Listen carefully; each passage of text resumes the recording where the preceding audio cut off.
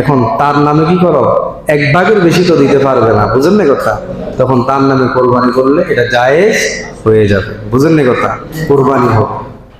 এখন আসেন আমাদের সমাজে যেমন দুই ভাই, তারা অনেক এক দোনোজন গরিব, তাদের মনের মধ্যে একটা আকাঙ্ক্ষা যে আমরা কোরবানি করব।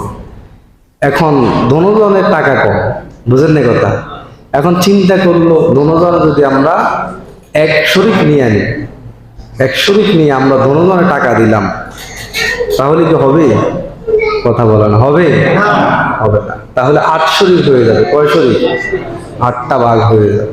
এই জন্য 8 ভাগ তো জায়েজ নাই। এখানে একটা সূরত আছে, ওই যে ভাই দুইজন, তারা এক ভাই আরেক ভাইকে কি করতে হবে? মালিক বানিয়ে দিতে হবে।